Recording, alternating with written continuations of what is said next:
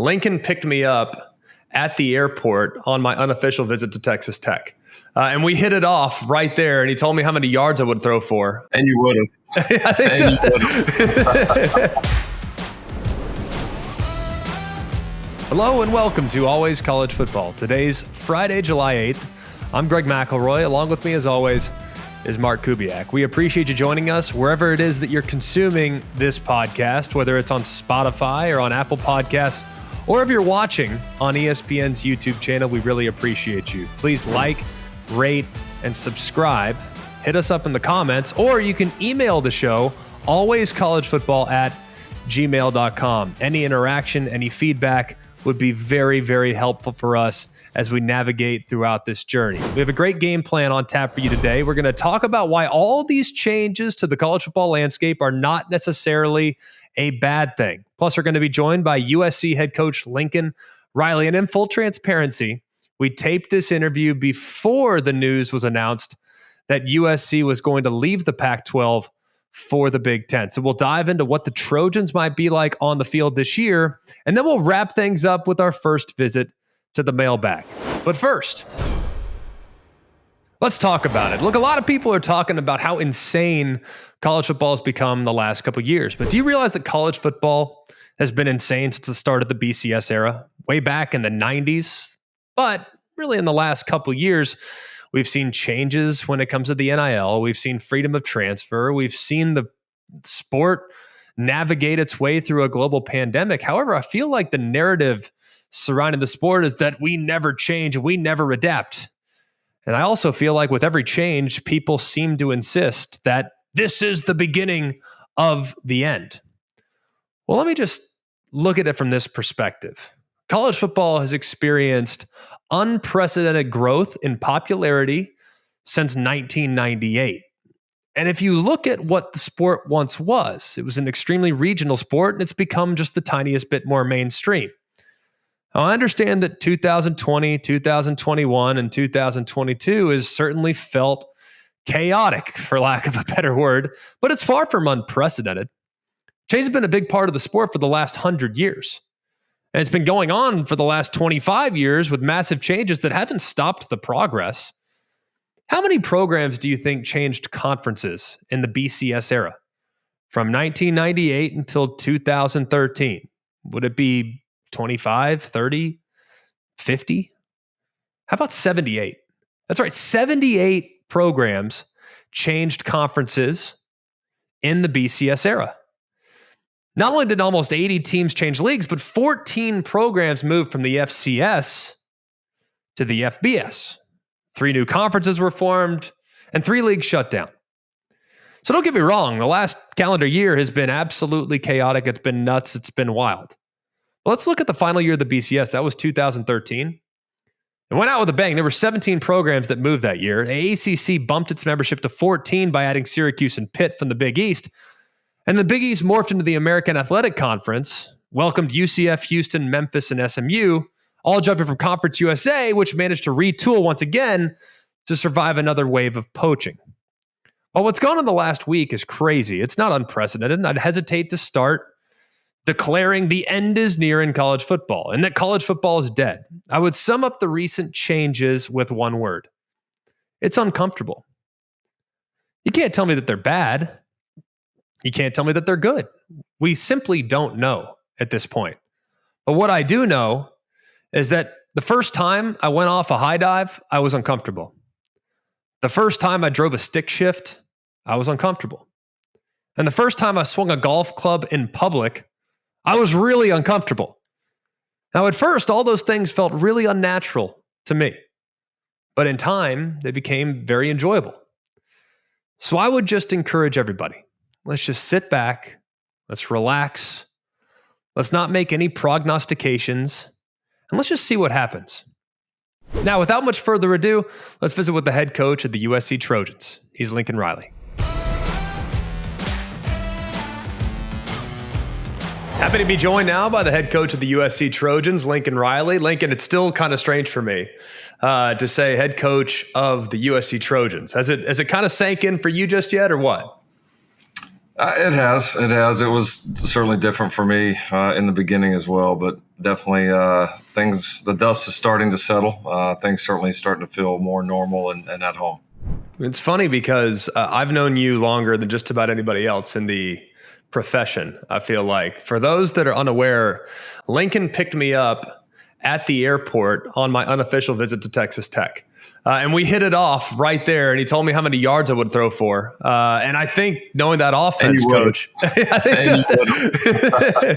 think knowing that offense, I think we would have potentially put some numbers up. But you at the time were, 20 years old or something along the lines of that. Now, 18 years later, here you are, the head coach at not just your first blue blood job, but your second blue blood job. And I'm just curious, when it comes to the transition to USC, what is it that you've learned so far that maybe you just didn't know that much about prior to taking the gig? Oh, there's a lot. I mean, there's so much to these jobs. There's so many kind of intricate details that you're not necessarily going to find out on a first day, or find out as somebody in the profession that sees these other jobs. And there's some of the obvious parts that you see of this job. Obviously, the benefits of being in one of the biggest markets in the world, the great weather, the history, the great academics, all that stuff. But yeah, I mean, I think kind of how interconnected the USC kind of Trojan family is, and the influence that it not only has in just Southern California, but really kind of the entire West Coast. And I think you feel that. I think the other thing would just be how hungry everybody is here for this program to be back where it belongs, and how important that is to not only everyone at SC, but I think just football on the West Coast in general. It's important that your historically, great programs perform that way. And so that's a cool responsibility. It's a fun, it's a fun place to be right now. There's a lot of energy, a lot of excitement, and we've loved every minute so far. Well, I've been out there a few times, Coach, and it's because you and I, we're very close in age. You being 38, I'm 34. The team that I grew up idolizing was USC. I mean, because in my most formative years, it almost felt like they never lost. I mean, like the Reggie Bush era, the Leinart era, the Carson Palmer era, you name it. It's almost like when they lost, it was, front page news. So as you've looked at what's happened in the last decade, 2 decades, since that level of dominance, things have changed drastically in the world of college football. Is USC, because of their newfound commitment, are they prepared to be competitive amongst the super elites in college football based on what you've found out here in the last 5-6 months? 100%. And really, there's been, what was intriguing about this was there's been zero hesitation to do so. Yeah. I mean, it's a program I think that's very, very proud, and it should be. The history is as good as it gets in our sport, but it's also been humbled, and you feel that. You do. There's some things that the program needed to do from a resource standpoint, from facility standpoint. There's that you've got the settings right, the pieces are there, but you've got to continue to update, and you've got to continue to adapt with the things that are changing in college football. And I think there's a sense of, I know I had this with all that is changing in college football right now, like no place, there's no university, in my opinion, and no football program that could benefit more from the recent changes in college football than USC. Yeah. It's just, we all know, I mean, college football typically fits in the bucket of, a smaller market town, very good, good academics, and typically up and down programs. I mean, that's typically, you could probably put about 90% of college football programs in that bucket. And this one's just very unique. I mean, obviously the elite academics here, the huge market, there's just, it's primed. I mean, I think everybody around here feels that it's very, very primed. And now there's a lot of work to be done. Just because the setup's there doesn't mean that it just happens. And it's, we've had a good stretch here. I think the first 6 months have been very, very positive on a number of fronts, but there's still so much to do. But the the things are in place to get it done, and now it's just work. But the commitment is, and the alignment, you notice it right off the top. Like there's a laser focus by everyone involved here to get this thing done. You can sense the urgency just with everything that you've been given and the acceleration that it feels like the program's on to getting back to the top of college football probably sooner than later. When you think about that big market mentality, you referenced it. I've actually hypothesized for a while, and you just came from Norman, Oklahoma, which is the epitome of a college town. Everything about Oklahoma centers around the university. I've hypothesized that it's tougher today, especially in NIL, because guys have money. It's tougher to win in big markets because of the distractions. Is that an unfair characterization of trying to put forth a championship caliber program when there's so many bells and whistles at your disposal as a college athlete now? Yeah, because I think, and we've all been in different spots, but there's distractions everywhere. Right. I mean, there's not a college campus on the country that doesn't have distractions. The reality is you've got to get the right people. The reality is you got to have guys that are focused enough to be able to put those distractions off to the side. Because, with what people would say distractions, I also would look back at that and say, man, look at the opportunities, right? I mean, for guys to be able to come out here and experience so many unique things, I mean, kind of in this journey that's going to shape them as they get onto that next big chapter in their lives. There's just so much you can do out here from an educational standpoint, from just to be able to experience all that this place has to offer. And I just think it just creates opportunities for our guys that are, tough to replicate anywhere else. And so I think, I honestly think in a lot of ways, again, that this program's obviously has historically been great. I would argue that I think there maybe hasn't been a time in history where maybe it was more set up to have success because of all that's changed. I don't know. This thing has a niche here, and it feels. I'm excited about what we can put in front of our guys right now, and what we feel like we can build here together. No, it's special. There's no denying that. One that issue that has plagued SC for, the better part of 15 years, it feels like, since Mark Sanchez really came out of modern day. I guess there were times, Barkley, for instance, of course, staying at home, but there have been so many great players from California or even from Hawaii to a certain extent, where USC was a de facto, we're going to SC, doesn't matter.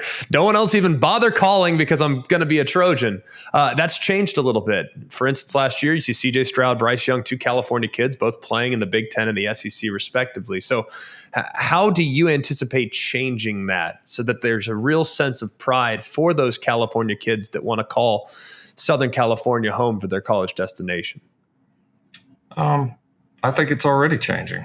I mean, I think you look what we just signed, in terms of players out of high school. I mean, we were here. We had about 3 weeks before signing day, and we signed, certainly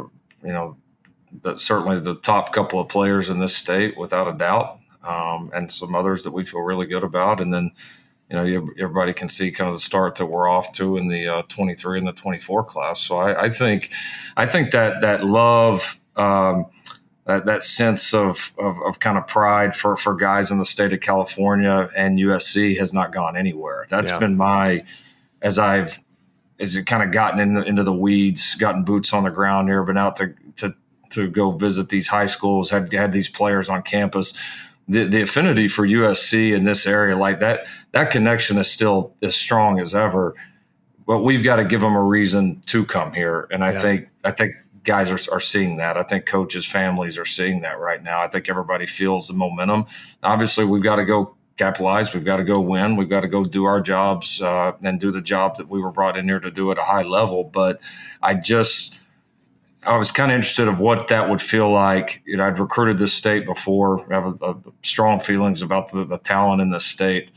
I was interested what the reception would be when you're coming in with that SC logo, and that there's a deep connection between this school and people in this state, and that is absolutely still there. And I think so many of these great players jumping on board with us here before we've even played a game. I think shows that. And then I think that's got a chance to, grow back into what it used to be. Well, obviously, when you were at Oklahoma and you can go into the state of Texas, you say, I'm a Texan. Like I can go in there. I'm from here. I know you guys. Like I grew up in the state. You had the immediate access to the high school coaches and the importance of those relationships and mending those relationships and creating those relationships. Is it a similar structure in California in being able to try to kind of endear yourself to guys that might initially view you as a bit of an outsider? Yeah, it definitely helps that we've spent time out here. A lot of and if you look at a lot of our staff, they either have, West Coast ties, we're from out here, have recruited out here. And so I think that certainly helps. And then again, I go back to the one thing with just about every high school coach in the state, or the majority that I come in contact with, is they want SC to be great again. Yeah. And they have some of the same memories of this program that you mentioned with Reggie and Matt and, Coach Carroll, all the great teams, the great history. And so I think that connection, kind of that common bond, is there from the beginning. And then I think they see this thing's trending in a very positive direction. So there's still a lot of work to be done to build the relationships the way that we want. But I think it's off to a great start. And a lot of our history here of spending time on the West Coast has been a Kickstarter for that. Well, you put together a remarkable staff. Should come as no surprise. Your staff at Oklahoma was amazing. A lot of those guys with you, Alex Grinch in particular. As you guys have now transitioned to USC, do you expect the program, as far as the offensive and defensive philosophy, is it going to mirror what you did at Oklahoma, or do you anticipate changing because the league's different than the one that you just competed in the Big 12? There'll be pieces of both for sure. Schematically, we've always taken pride on all sides of the ball of being on the cutting edge and being guys that innovate and can adjust to what our opponents are doing, adjust to the personnel that we have. So that certainly won't change, but I think we'll continue to evolve. And then I think too, there's some differences in just the nature of the programs. I mean, I've said it many times. Obviously, I took over a program that was doing very well at the time I took over with Coach Stoops in Oklahoma. So we certainly changed some things along the way, but there was probably a little bit less to change and more to just continue to try to build on and find ways to be better.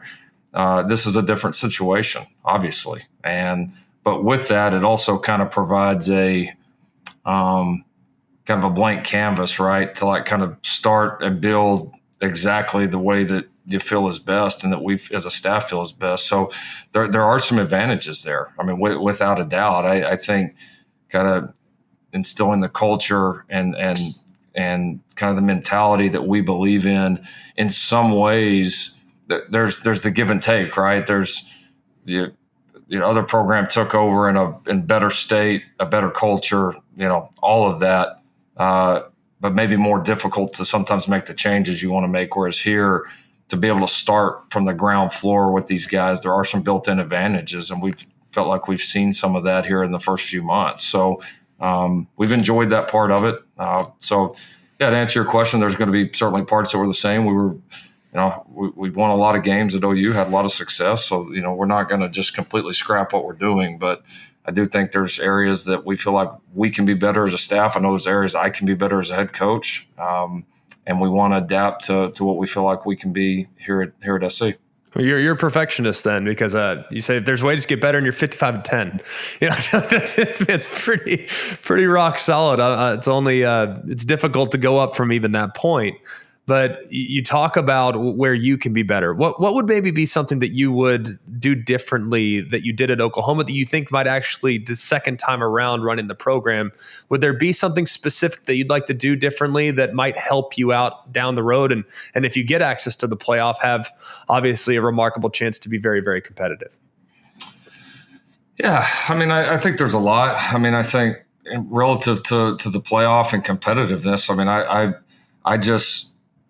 I love the opportunity, I think, to build a roster that I think can be the nation's best here. Again, that's going to take time. We all understand that. That's not a microwave process, but I think the roster that you can build here can be as good as anybody, anywhere, anytime. And so excited kind of for what the future looks like from a roster standpoint.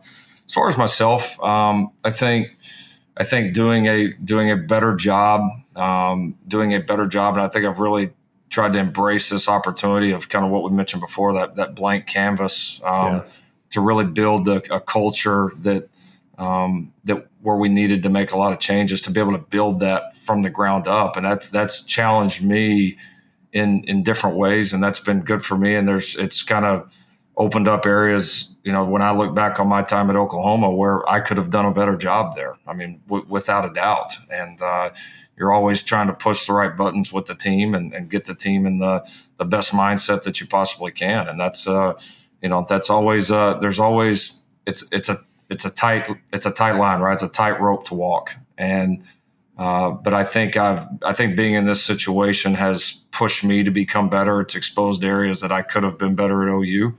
And giving me confidence that I will be better, and I know I'll need to be better for our guys here at SC.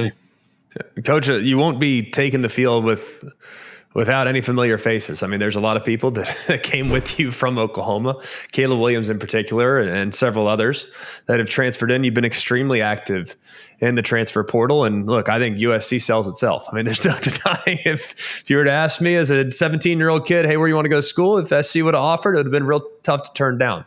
So when you think about how much you've prioritized the portal and used the portal, is this just a one-year thing, or do you anticipate this being a real big part of how you build your roster annually in the years to come? It's definitely going to be a part of it. I don't think it'll. My gut is it won't be. It'll kind of tear its way down, right? As the roster builds and we build some of the depth and the talent base that we feel like we should have here. But yeah, when we came in, I mean, we had a choice to make. I mean, you have to build the roster one of two ways, and we just felt like that the high school route might potentially, if we went heavy in the high school route, it was going to probably put us in a position where we had too many guys that needed time to develop. Plus, there was a lot of guys at that point, high school guys the majority are making their decision, in December. And we got here, basically at the beginning of December. I mean, it's just very, very difficult to do in that time frame. So I think it was I don't feel like it was a very hard decision for us to sit back and say, hey, we need to really look at this transfer portal and try to invest and try to flip this parts of this roster. And so that was our goal from the beginning. I mean, that was, we laid out that plan after being here for a couple of days, and, feel like excited about the work we've done in it. I think it shows, kind of to your point, you graduated several years ago, SC a little bit closer at that point to kind of the wild success. There's been a little bit of a lull here over the last several years. And I think the point being is that, the power of SC is still that appealing that a lot of the top players in the country wanted to be here. Like they kind of believed in what we were doing. Before we've ever played a game, they believed in this school. They believed in the history of this place and what it can be. And it's kind of cool to see, some of those guys kind of share that vision so early on. Well, we couldn't be happier for you, man. We know it's going to be awesome to watch, and we look forward to seeing you put your fingerprints on a program with whose history speaks for itself, man. Thanks again for the time. We look forward to visiting again soon. Anytime. Thanks, Greg. Appreciate it. What a great conversation with Coach Riley. And I'll tell you what, there's a lot to like about USC this year and what they've added in the transfer portal. They certainly don't feel like a team that's coming off of one of their worst seasons in their history. Caleb Williams will be coming off a freshman All-America performance at quarterback. He only started 7 games last year at Oklahoma, and there were some really great moments with him under center. There were also some moments that left a little to be desired, most of the Kansas game being a great example of that. But you got to feel like he's poised to take a huge leap in year number 2 in Lincoln Riley's offense. He leads a star-studded cast of offensive weapons that include the Bolitnikoff winner in Jordan Addison, Oklahoma's second leading receiver from last year in Mario Williams, Jerry Rice's son, Brendan Rice, who transferred in from Colorado. Add that to Gary Bryant and Taj Washington, and their receiver room is absolutely ridiculous, which is nothing new for USC. But I think maybe the most under-the-radar addition as far as their offensive skill is concerned is Travis Dye. He's a workhorse, the running back formerly of Oregon. He led Oregon in rushing and receiving last year and departs Oregon as their 5th all-time leading rusher. Couple that with really quality quarterback play and a dangerous cast at wide receiver, he might be poised for a huge season in Lincoln Riley's offense. They know they'll be able to score. They might get into several shootouts, feel really confident about that. But will they be able to stop anybody? Alex Grinch comes with Lincoln Riley from Oklahoma, trying to improve a defense that gave up nearly 32 points a game. Now, he's been in the situation before. If you look at the turnaround that he's stepped into at Oklahoma, and the turnaround, he spent some time at Ohio State too, but the turnaround that he experienced at Washington State was pretty dang remarkable. He basically took a team that was the bottom of the barrel in almost every defensive statistical category, and he made them halfway decent. He actually made Washington State, they were at one point in the top half of almost all defensive metrics by the time Alex Grinch left Pullman. So you got to think that his style of defense, well, it's going to create a lot of disruption. He does a lot of movement. He does a lot of twists. He does a lot of stunts. And he puts a lot on the shoulders of his defenders at all 3 levels. It might be with some growing pains there in the early going, because if the defensive line is moving to the right and the linebackers are also moving to the right, guess what that can create? It can create big holes if guys aren't all on the same page.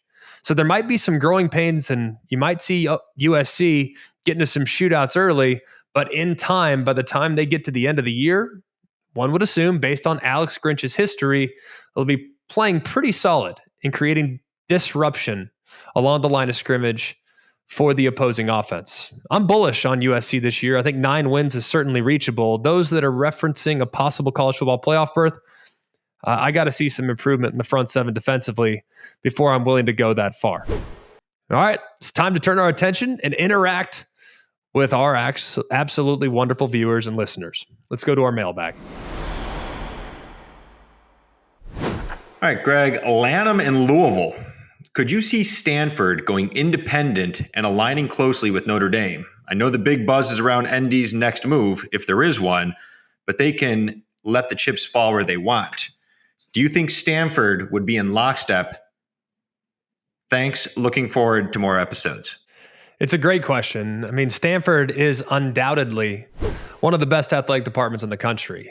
If you do a little due diligence on the well-roundedness of Stanford's programs in the 28-year history of the Directors Cup, which is awarded annually to the nation's best athletic department, Stanford's won it 25 times. That's right, 25 times out of 28. Now, Texas won the last 2, and North Carolina, they won the inaugural Directors Cup back in 1993-1994 school year. Stanford's won it every other year. A 25-year run was broken by Texas 2 years ago. The athletic department is phenomenal, as good as it gets. But unfortunately for Stanford, these moves are almost exclusively about what the university brings in football. Now, I'm sure basketball is taken into account. I'm sure some of the Olympic sports are taken into account, and the academic prestige with Stanford is second to almost no one. But if Notre Dame will allow Stanford to join them in lockstep, then Stanford would do backflips in an effort to celebrate the invitation. But one has to wonder, why do Notre Dame and Stanford play every year? I've always thought it was because Notre Dame wanted to at least have one game a year on the West Coast. Now, we know that USC accounts for a game on the West Coast every other year. Well, guess what? Stanford serves as that exact same model. So it guarantees a West Coast trip for the Fighting Irish annually. So to sum it up, yes, Stanford 100% would be on board with an invitation to latch themselves to the Notre Dame Fighting Irish. But I'd be shocked if Notre Dame were willing to align themselves with the Cardinal. Thanks so much for being with us on Always College Football. Please like, rate, and subscribe. And we're open to feedback too. Give us some feedback. Email us at alwayscollegefootball@gmail.com and check us out on Twitter @alwayscfb. That'll do it for Mark Kubiak. I'm Greg McElroy. Remember, enjoy it out there, and it's always college football. Hey guys, it's Greg McElroy. Thanks for watching Always College Football. Make sure you like, rate, and subscribe to ESPN's YouTube channel and wherever you listen to your podcasts.